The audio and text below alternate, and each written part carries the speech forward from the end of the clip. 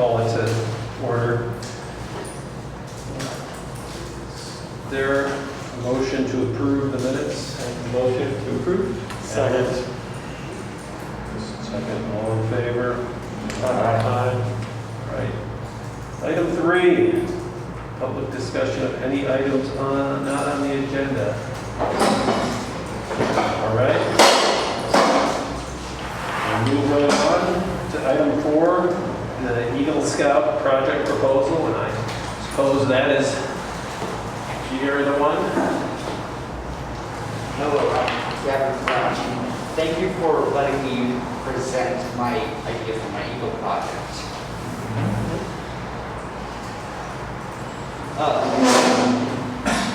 My Eagle project plan is to build and install interpretive signs for Hunters Run Park.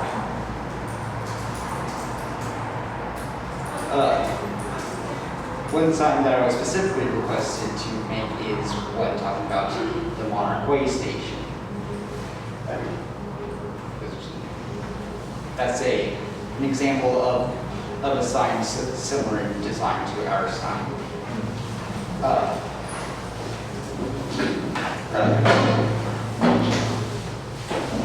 And this is an example of some information that we may have on our sign. That's the last slide. And then did you want to talk briefly for him? How many signs kind of were you thinking, and what the other ones might be? The plan is 3 signs. The other 2 will be talking about the prairie and the pond at the park. So yeah, I guess I asked Gavin to come present to all of you because you know, to run the idea by you. So if anyone has questions or comments or anything for him. Anybody have any? Sure.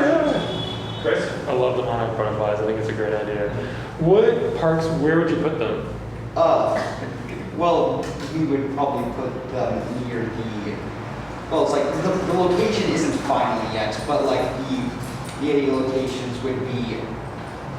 There's 2 shelters, one by the prairie and Monarch Way Station, and one by the pond. The Monarch Way Station would probably be near the shelter by the prairie. The prairie sign would probably be next to the sidewalk alongside the prairie, and then the one about the pond would be near the I already forgot what they're called.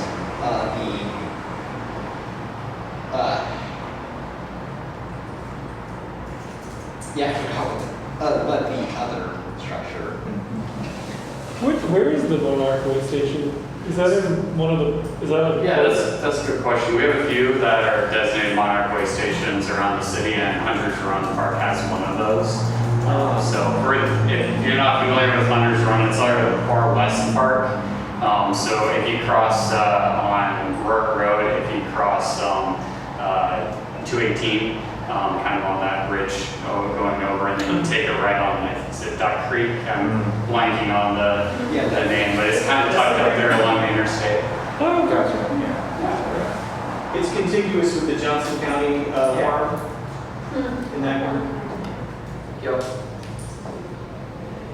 I think it's a great idea. What gave you the idea? Like what gave you the idea to go for interpretive signage in this park? Are you trusting the? Well, I mean, benches were a bit overdone, and there were already enough benches at the park. and I went to that park to receive more attention. And while I was away on vacation at another place, I don't remember what the exact destination the area would be, but I saw signs like, that would actually be a pretty good idea. That's great. That's good. That's great. I said, you have a timeline? Kind of when you hoping to have that ready? Yes, we plan to have them installed by the end of April.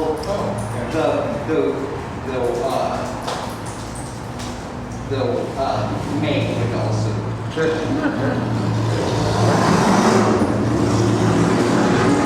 What material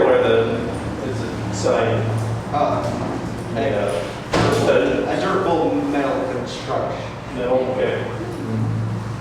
And does the city provide some sort of design guidelines? We'll help with the design as we kind of go. We'll make sure Morgan with communications is kind of involved as well, or with our communications and public outreach. So she'll be able to help you kind of look at your final designs as you finalize them.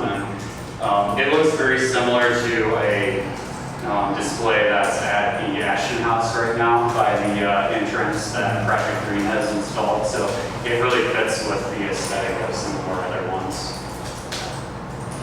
Great. Well, appreciate you coming to present. Do we need a motion and approval for this? Yeah, that would be nice to have. Okay, very good. All motion to approve? Second. All in favor? Aye. Opposed? All right. Well, thank you for being here. I look forward to seeing the finished project. And we'll stay in touch, Gavin, as you keep going with it. So thank you. So you guys are welcome to either stay for the rest of the meeting, or if you want, you're welcome to go as well. Thank you. Thank you. Have a good evening. Thank you. Nice presentation. goes well. Thanks. All right. The forestry update is both Tyler and Brad. So I imagine I will your start. project. And PowerPoint's so smart now that you let it pick your design for your theme. They read forestry somewhere and added a tree. So I'm glad you wore a shirt. I know, and I heard they forget to wear my tree shirt when it really matters, you know. So Extra points for that. yeah. So Julie suggested that we haven't touched on trees with everyone, in depth for a while, and we've had more questions recently about them, and it'll also be a chance for us to talk a little bit about two of you are on our tree advisory committee, but to bring the rest of the group up to speed as well. So the big tree topic still probably for, I'm guessing, the next 5 years or more is Emerald Ash Borer. We are seeing it everywhere in town right now. It's increasing substantially. We've, not just in public right of way and parks, but on private property as well. So we are trying to get out ahead of, stay ahead of it as much as we can, getting those hazards mitigated as quickly as possible as they arise. Trees that leaf out in the spring, and you think it's probably going to be okay. By the fall, sometimes they're looking really bad. So those are kind of the challenges. We have received guidance from council to treat some of the ash trees. So 3 years ago, we started treating. In that first year, we identified just over 400 trees that we wanted to treat. We have a contractor. It's True Green. They went through the RFP process and they received that bid. And they treated 394 of those. There were a few of those that they deemed were not worthy of treating in their professional opinion, so they did not treat. I think it was 6 or 7 total. So we had ID'd about 400. So 394 of those were treated in 2019. And then we searched really hard in 2020 to add to that number. But by that time, impacts were already pretty widespread around town. We were able to find 117 more trees to treat. And so those 117 plus the 394 represent the ones that we deemed as worthy of being treatable, really high visibility streets, or streets that didn't have as much shade and had trees that were in still good enough shape. Ones that Mark Vitosh, the DNR district forester, went out and looked as well to help us, especially with that first 400, and really provided some extra guidance outside of our staff who are certified as arborists. Of those first 394 from 2019, 360 were treated this year. So you can see treating say most of them, at least for that period, because it's a 2-year cycle that you treat, so every other year we're switching back and forth between these trees. But 34 still died in that amount of time. Trees are always going to be mortal, at least as far as I know. So we did see some loss. Some of that was due to they were just in too much decline, and the treatment didn't have the impact that we would have hoped. Some of those, could have been storm damage, or a few that were probably removed because of projects or utility work or things like that. We're constantly having trees be impacted by those different things. So currently, no more candidates that we have found for treatment, and especially now that we're seeing more and more damage, it's hard to bring those trees back. We'll continue to treat as long as the budget is put forth by council, and that's what they request of us to do. And we'll keep reevaluating those trees that are there. Ash trees don't just have emerald ash borer to worry about. There are other diseases that have always been present in them. So there are other things that can even impact them still. And then, like I said, many privately owned ash trees around the city are dead or dying right now as well. Housing inspection services, as they become hazards and are identified, they'll consult with us for expertise, but homeowners will get a letter then if they become that hazard or nuisance type of tree to keep their property and surrounding properties safe. So I know that'll be an impact probably well beyond when we get most of ours dealt with, because there are some large ash trees around town, and it's not a small undertaking. So that's ash borer. Does anyone have questions on ash borer before I move on to the next slide? What if the property owner can afford to pay for the removal of their tree? Good question. That has come up, and it's come up as recently as today, that question. I don't know. We don't have any budget that has been allocated for that at this point. I don't know if council has a certain desire on what might be funding options for that, or like if a sidewalk needs repaired and the homeowner doesn't replace it, usually that gets put back on the taxes and it's paid for in that way. The housing inspection services will contract that out, and then the homeowner pays that off over whatever that payback time is. So that might be the case, but I'm not an expert on their kind of workings, so I don't know all the answers to that, I guess. Yeah, good question though. They can be thousands of dollars per tree, depending on the size. We're spending hundreds of thousands of dollars in forestry budget every year on right-of-way trees, so it can be high expense. Is there going to be a point where the treatment is just... The treatment should work. If you continue to treat, the treatment should work as long as the tree wasn't too much impacted at the beginning. So I would imagine we'll continue to see, a handful each year drop off that list just because the tree has other issues or something comes up. But I would imagine, if they make it through the first couple of rounds of treatment, they're probably not going to be impacted as much by EAB as something else that will come. That's a good question though. Are there steps that some of these private homeowners should be made aware of with proper disposal of some of these trees, Yeah, just so it doesn't spread?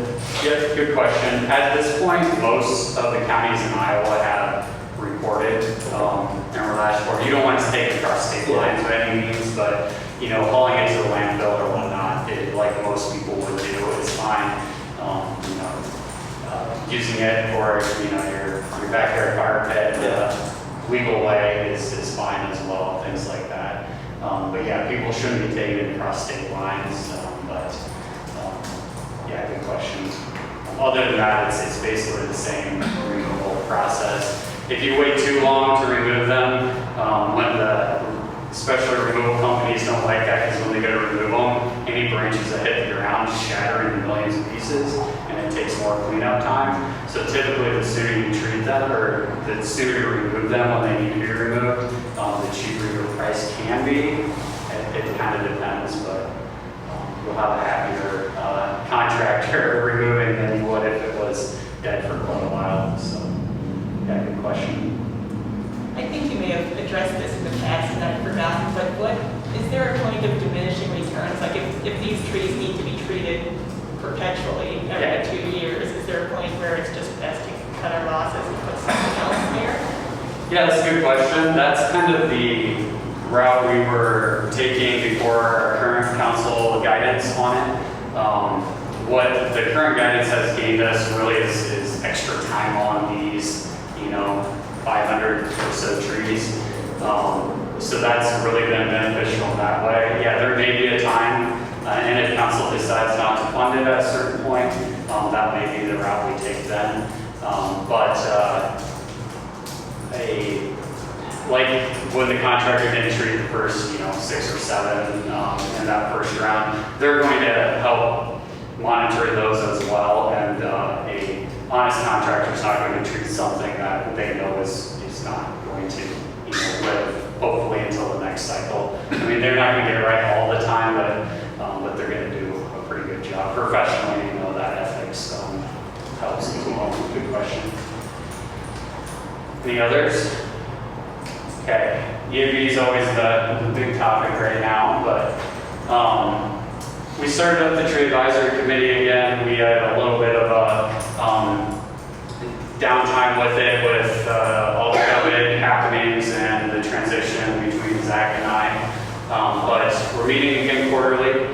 The idea is to share ideas, collaborate, ideas on public outreach, industry news.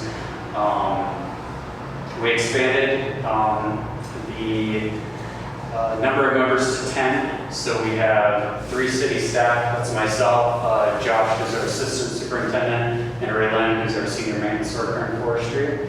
And we've got 2 staff / faculty from the university. We've got school district staff, county staff member, DNR staff. That's Mark Bitosh, our district forester. And he's scheduled to be there next meeting, so he'll get to meet some of the other new members for the first time. And then our Parks Commission members. So thanks, Alex and Melissa, for your help with that. It provides another insight that we don't necessarily have with the others on the group. So I think it's went well with the extended group. We've been able to make more of those regular connections with other industry professionals as well and bounce those ideas off of each other. So that's kind of an overview of that. Anyone have any questions on commission or committee? Anything like that? Okay. So tree planting. So for removing trees, obviously, we're trying to plant as many as possible. This year has been by far the most trees the city has ever planted. We had spring planting numbers of 374 trees.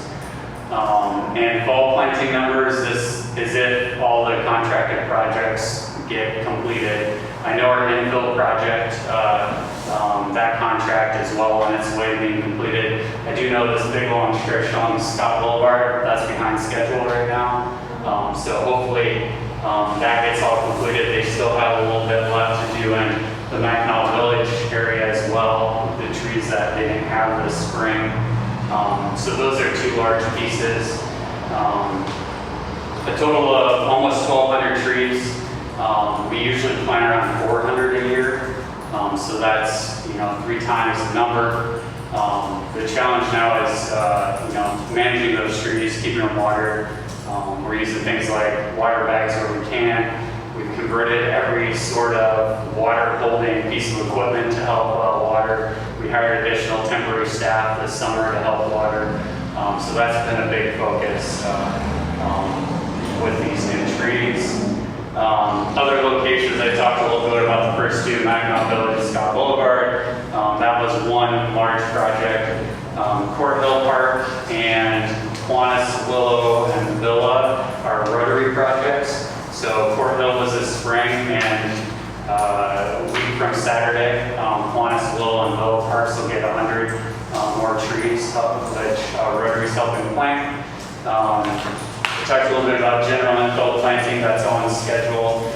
That contractor has probably 3/4 of that 110 trees in, and with probably finish next week or the following week.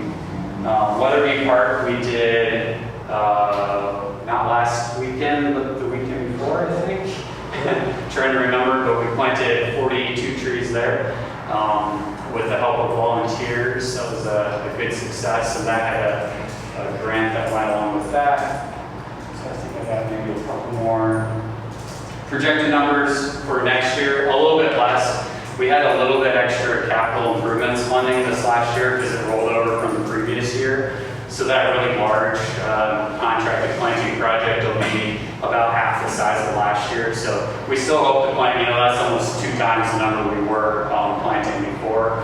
But it won't be quite that same number, and it'll also help us keep up on those. Those trees will need watered again, hopefully not as heavily, but in their second year. Proposed locations for some larger plantings. Rotary has another project for spring that they've got grant money for. We hope to probably do Scott Park. It has a lot of nice open space. We've lost a lot of trees near the parking area recently, so that'd be a good potential. The Langenberg Avenue and Russell Drive neighborhoods. Langenberg goes east-west, Russell goes north-south. That's kind of the general neighborhood there. We've had a lot of requests for trees in that area. It's a newer neighborhood.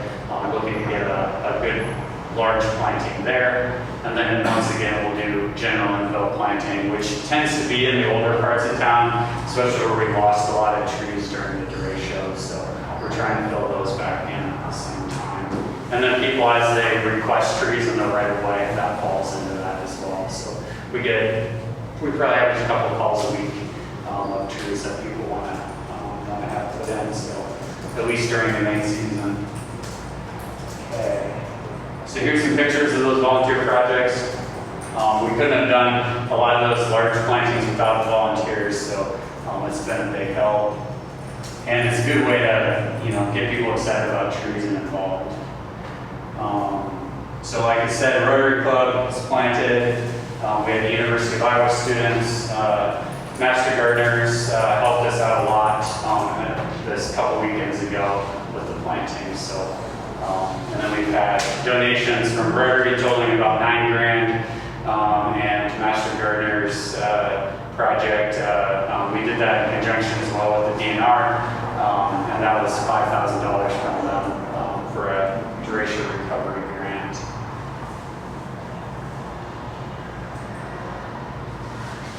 These rats. Perfect. Thank you. How are you advancing that? Are you just going The arrow. forward? Yes. Okay. Hello, everybody.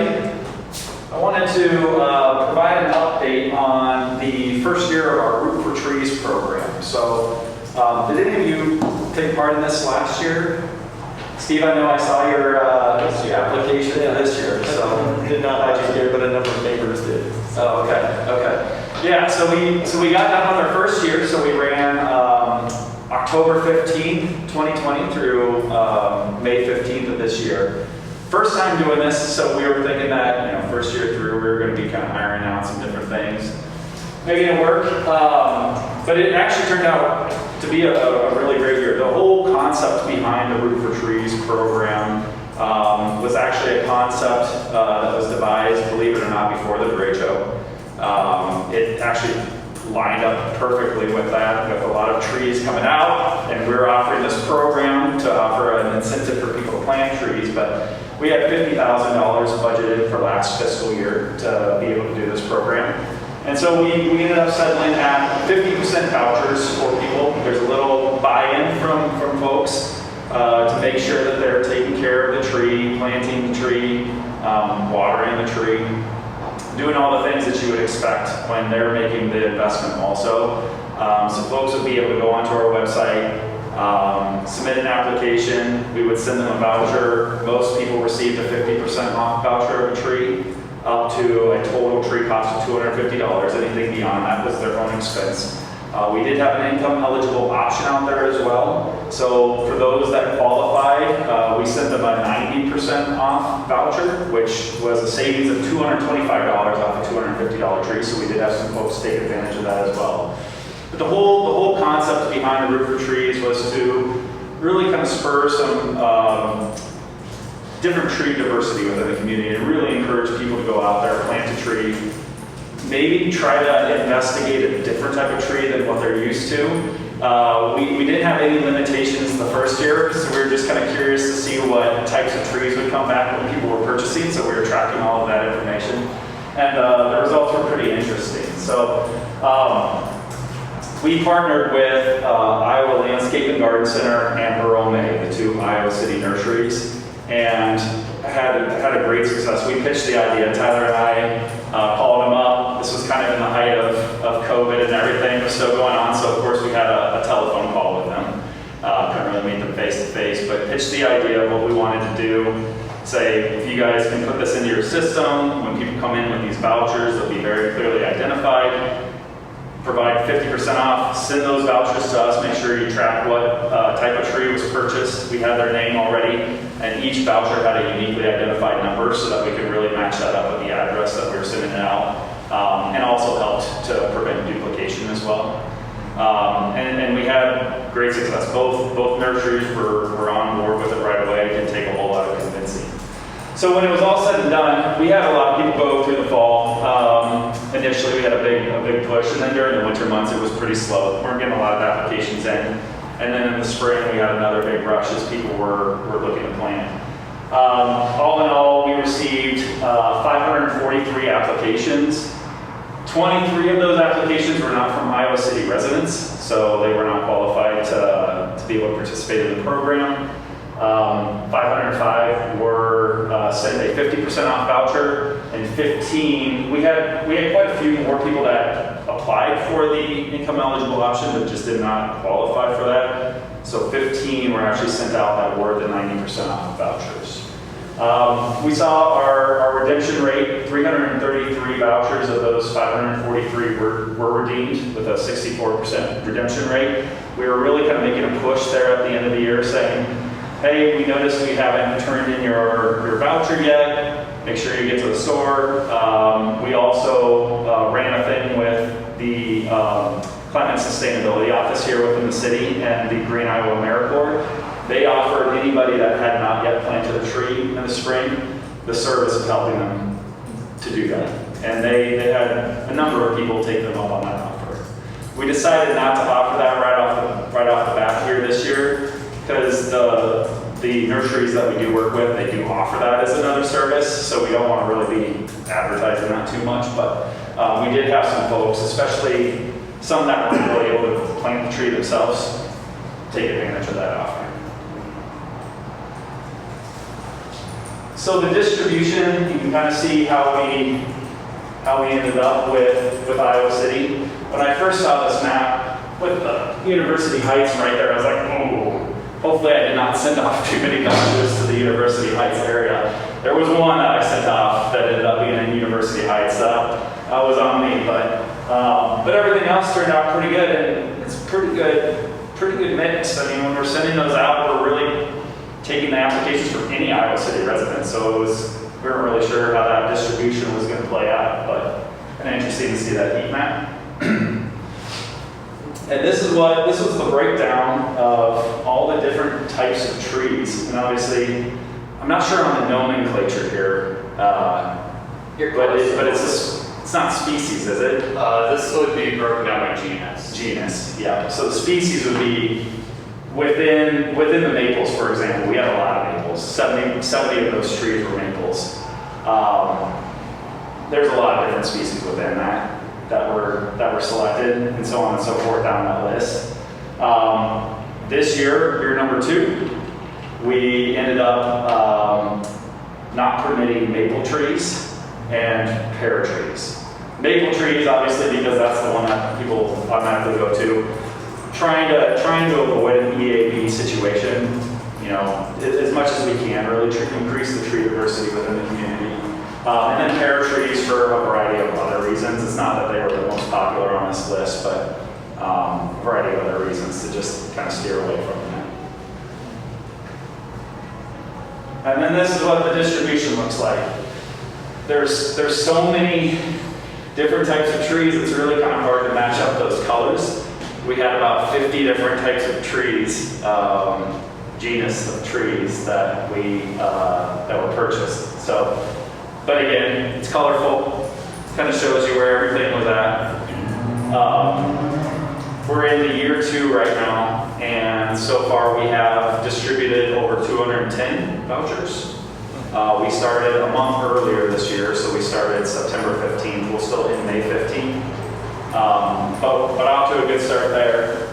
And then last year, in our first year, we had the $50,000 budgeted for this program, and we ended up reimbursing $35,000. So even with all those trees, we still have a lot of room to go. So that's our goal this year, so get that number up.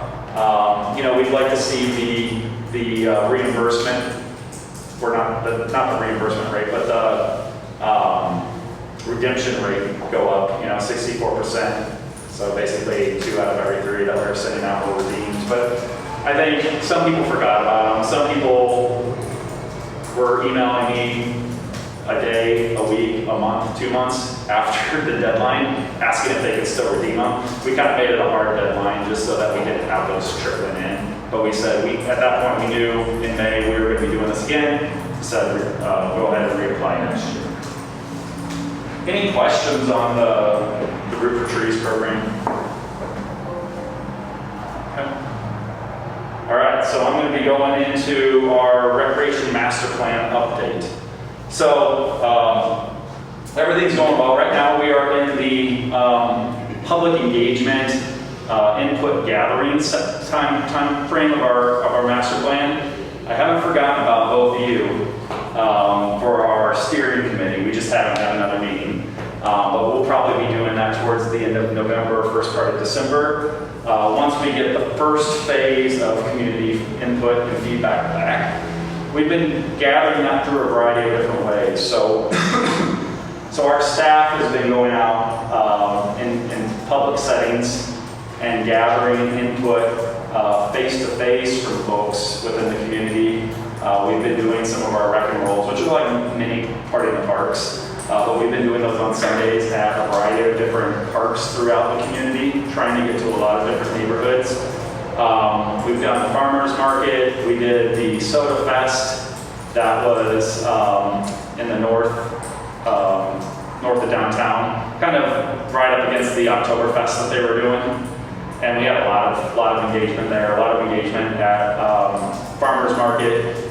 We have done the Climate Fest. So we got a lot of feedback there. We're still planning on getting into the library, pet mall, probably outside some grocery stores, trying to get to a variety of different areas where people are not necessarily there for the recreation side of things, but still wanting to get their input nevertheless, because that's a big part of this study is not only asking people that participate in our programs, go out to our parks, what do you like about Parks and Recreation, what can we do to improve, but also asking people that don't participate in Parks and Recreation and finding out, hey, how can we better meet your needs?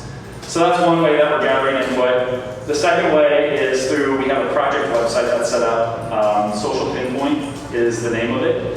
And we have a variety of different surveys that you can go on. Anybody within the community can go on and take these surveys. I actually have a homework thing for all of you. I'll explain what these are. Those stacks down.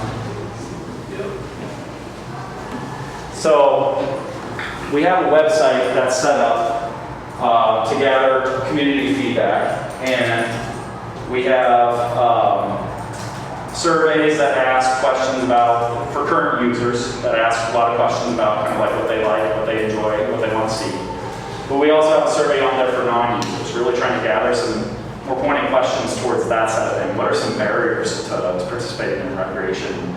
that you experience both on the facility side and the recreation side. What can we do to improve to better meet your expectations? We have a question about City Park Pool. That's been a huge hot topic item, as you would expect. The future of City Park Pool. We're 72 years old, and we're putting some band-aids on that thing. So we're gonna have to figure out what to do in the future. And as soon as you mention that to people, people are like, we don't want you to do anything, we want you to keep it exactly like it is. It's like, well, that's not really possible. Pools are not really meant to last 72 years, but we want your opinion on, do you want to see something similar to what we have right now? Because I think a lot of people really appreciate the City Park Pool for those features, you know, big wide open area, lots of swimming space. Or do you want to see something more along the lines of some of the aquatic centers that are going on, where you have the water slide and the lazy river and some of those other amenities? So we're really trying to get a lot of feedback from folks on what their opinions are in that regard. And so there's a variety of other things too. I would encourage you all to go to that website and check it out if you haven't done so already. The cards that I gave you, you can be like Santa. These are free swim admissions for daily swim admissions. There's 25, I think, in each of your packs there. Give them out to whoever might enjoy coming to our pool and swimming, but also might be able to provide some feedback to us on Parks and Recreation, especially the recreation side of things. So on the back side of that swim pass, there's a QR code, but there's also the website that you can go to access the Social Pinpoint website to be able to take those surveys. And so for all of our friends at home that might want to take the survey, it's icgov.org/recreation. That's not actually the website for this, but there's a link to that will take you to that website. So encourage people that might have an interest in sharing their opinions. We really want to know what people are thinking. So far, on that website, we've gotten, I think, 550 surveys taken, 950 different interactions. Because we have like an ideas wall, we have a comment section, we have a lot of different things there. So we've gotten about 1,000 people that have already submitted feedback on that. So that's what we're wanting. So we have about a month left for that. So we're probably going to wrap that up first or second week in November. Some of the other ways that we're gathering input, we're going to be doing some focus groups at the first part of November. We have probably 8 or 9 different focus groups that have some kind of specific themes with their makeup. And getting them together, we're going to have our consultants leading those, the majority of those focus groups. And so they're really trained in being able to get the information that they need for that. So we have a variety of times set up for that. It was really important for us to have some evening times for that, so we do have some of that set up as well. So we'll be having that first part of November. We also have a statistically valid survey that's ready to be sent out. We are working with ETC Institute is the name of the place. I'm not sure what that acronym is, but that's who we've been working with on designing this survey. And this is going to be our statistically valid survey. That's going to, I think we have a target of 400 or 500 people through that survey. And then once we get the results back from that, we will make that survey available to the public to be able to go on and take, just so that they have the ability to be able to have their feedback heard as well. It won't count towards the statistically valid part of it, but they can still go on and answer a lot of the questions that we have. So looking forward to kind of getting the feedback about all these different things. So that's our phase 1. So once our phase 1 is all compiled, and we can start to kind of digest some of that data, we'll be putting that together, and this is where the steering committee will be able to help us as well, is package that in a way that we can have a variety of different public input sessions so that the public then has a chance to come back out and be able to provide some additional feedback on some of the data that we've gotten. Also, the ability for us to maybe be able to answer some questions or find clarification on some things that maybe we weren't quite understanding, or we didn't quite get the feedback that we were needing, or to make a clear direction and a roadmap for moving forward. So that's kind of where we're at for that. And next year, obviously, it's more like all of that stuff just being put together and the report being made. So, any questions on recreation master plan or anything? For passing out the cards, or just one per household, or is it? You can do several. Yeah. If you need more, let me know. I'd be happy to provide some more. Okay. I'll mail some right out to you. Great. Okay. Yeah, so give them away like candy. It's no, they're swim passes, but hopefully we're getting people into the pool that might not otherwise come here too. That's the way that we look at that also. And there's no expiration on those. So just really, when you give it to them, I would just encourage them to go to the website to check it out. Yeah. Great. So. Trick-or-treaters come to your house. Hey, there you go. Get the parents. Any questions on that? You said feedback is being collected for the first or second meeting in November? Yes, so our focus groups will be, I think we have dates set up for like November 2nd, 3rd, 4th, so that week. And then we'll probably, depending on kind of where we're at with everything, we may potentially extend that another week. There's no set like date where our pinpoint website goes off. We haven't really talked about that at this point. So there's some flexibility with that, but that's what we're targeting.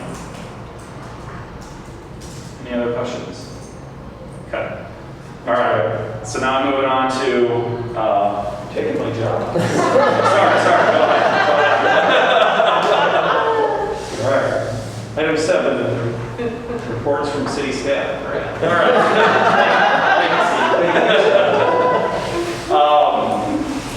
Let's see. So right now we've got a dehumidification project going on over at Mercer. So Mercer Pool is closed down. The gym is still open. The facility is still open. Brad, do you think that there's an AC project here at the Monarch Way Center yet? We've been having some issues. Yes.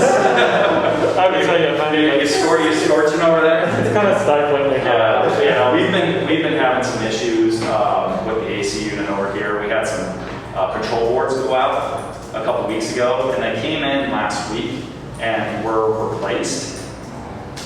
And I think that they're still needing the controller system still looked at. I think that that's where we're at with it. But yes, we're aware. Yeah, it depends on where you're at in the facility. But yes, good call. So over at Mercer, if you had been over there, it kind of almost feels a little bit like it is in here. It's a little humid, and we had this big project to put in a new system in there. There's never an ideal time to do that project because it takes a while. It's about a 6 to 8 week project for us where Mercer has to be closed down. We were originally trying to get that done during the summer, which would make the most sense for us when we had 2 pools already available. But from a contractor perspective, our bids were really high, and so it just didn't make sense for the city to proceed with that. So we're closed. We closed last Friday, and we'll probably be closed up until probably Thanksgiving time-ish. So that's our time frame. But it'll be a lot nicer in there once we get that done. Other updates: our staff are from the recreation side of things. We're planning a big Halloween event that will take place in the Chauncey Swan Ramp. We're going to try a different location this year, thinking more open air. Might be a little chillier, but we liked the idea of having an open air event. We've got a lot of partners that are involved with this. We're going to have a variety of carnival games. We're going to have, I think we have 8 or 9 different stations set up for different crafts activities. I think there's like an alien autopsy, all kinds of things, Halloween. We've got police, fire coming out as well, the bookmobile. So we're trying to integrate a lot of different partners into this event, but we're looking forward to it. That's going to be from 5 to 7 on Friday, the October 29th. And then right after that, Film Scene partnered with them. They're going to be showing Hocus Pocus on the lawn. So that'll be a cool event. That's really all the updates I have. Any questions? Okay, thank you. Tyler? I'm back up. Not a lot of main updates, but one that you may be getting questions about, and I've gotten a got the parts in and they're on site doing is the Iowa River Trail, just down from our park shop in Napoleon Park. They were able to get those parts finally, a lot of manufacturing delays, but to fix those culverts, so they're currently working on it. The date they've told us they should be done by is the 20th. I haven't made it down to, even though it's close by, to look this week. It's been raining off and on. I know they haven't been able to be there every day, but hopefully that stays on track and we get that back open because a lot of people use that trail. And while there is a detour, it is a lot nicer to ride your bike and walk along the river than it is to walk along Gilbert Street there. So, and we do have a 5K that hopes to use it, I think, on the 23rd. So it's cutting close. We hope to, we have a detour planned out for them if necessary, but we hope to get that going. The second phase of the fencing project, City Park baseball fields, is scheduled to start very soon. So we'll finish the rest of that fencing project that kind of partially was done between seasons this summer. They're going to get back to finish that. Had a lot of recent softball tournaments, big tournaments. Cross country's been going, soccer's in full swing. So we've had a lot of use of our athletic facilities, especially lately. There are a few public meetings coming up for the park designs for next year's projects.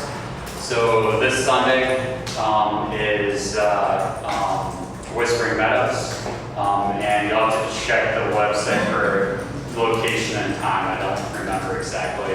And then next Wednesday is, I believe we're at Shed Green first and then Fort Hill second, both in one evening. So to get some public input on those projects. The other project from this year, Glendale, that work has started.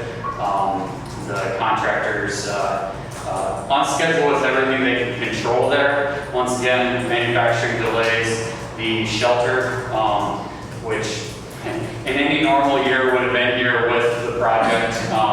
They can't order those things until the bid's given or the bid's been let. So they ordered it right away. They had a November date, I think, originally. They've been told Christmas now. I would imagine that day will keep moving a little bit. So the shelter probably won't be in, but they'll have everything ready to put the shelter in. And the playground's a separate piece of that project, so I don't know if there's, what the status is on it, possible delays are with that. But that's kind of the manufacturing climate we're in right now, so expect to see some of that. But the paths and everything, the creek access, stuff like that should be in, so the things that take longer will be done for that. I think those are kind of the main highlights. Anyone have any questions on any parks related?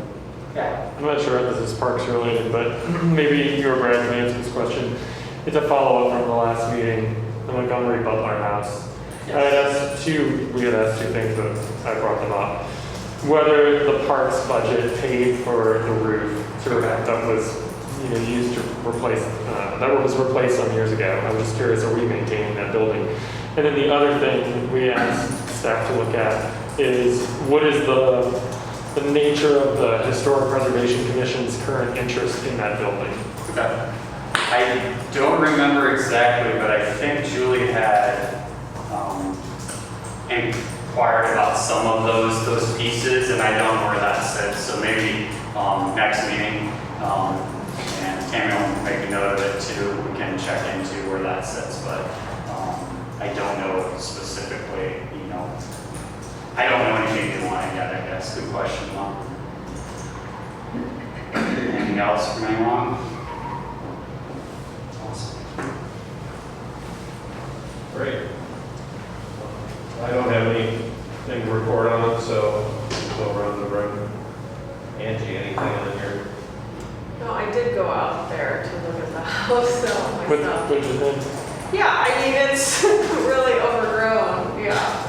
But I was trying to think of, like, I know years ago, we had talked about improving access into water, like that's part of our mission is not just lands, but water. And I was just thinking, oh, wouldn't it be great if there was a way to have like that house or whatever, like rent canoes or kayaks or something, and then you'd go all the way down to Terry True Blood. It could be like a little hour float ride down the river. But it's located up on a hill. It's not, the location of this house isn't the best location for like improving water access, but. And you have a roller dam, two roller dams, I think you have to go over. You wouldn't the dam, you would be able to get to Because the there's one dam. by Iowa River Power, by the bridge, and then there's another one in Burlington Street, so you have to do two portages. The one by the University Power Plant, and then the one by Yeah. The one, the Peninsula, whatever. Well, someone had talked about the Ashton House being, whether you could have the Ashton House be like a kayak canoe, you could go from there to Ashton House. Anyway, the building isn't, it's located way up on the hill, like not,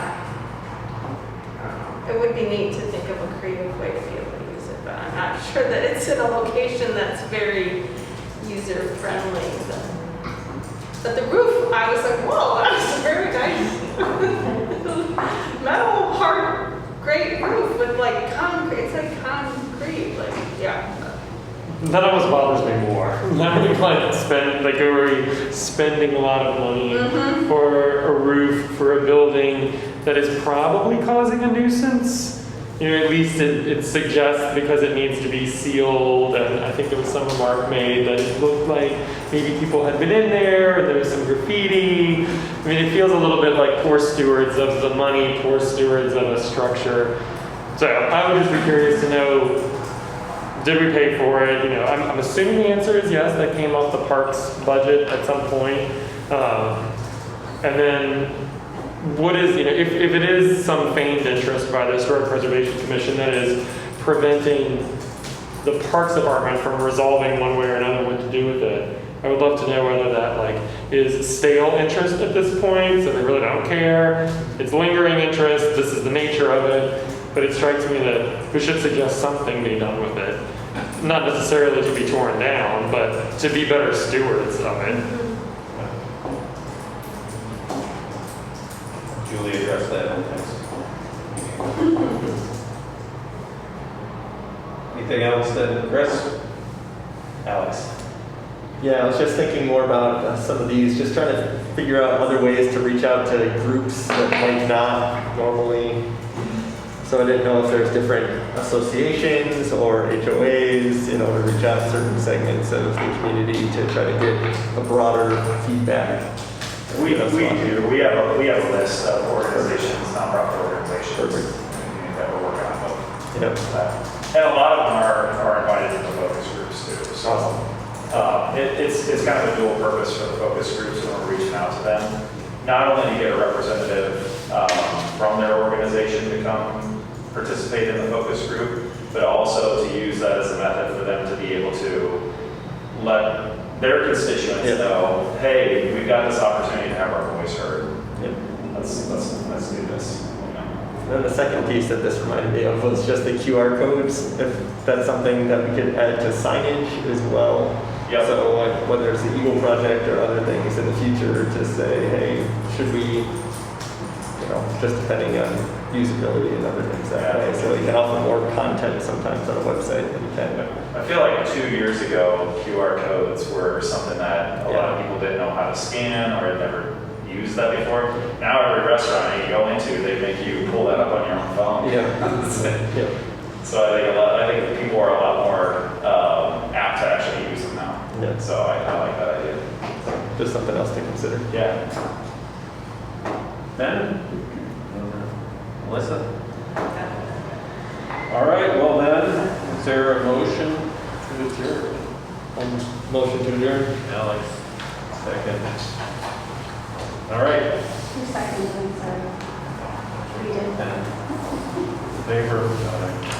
Meeting adjourned.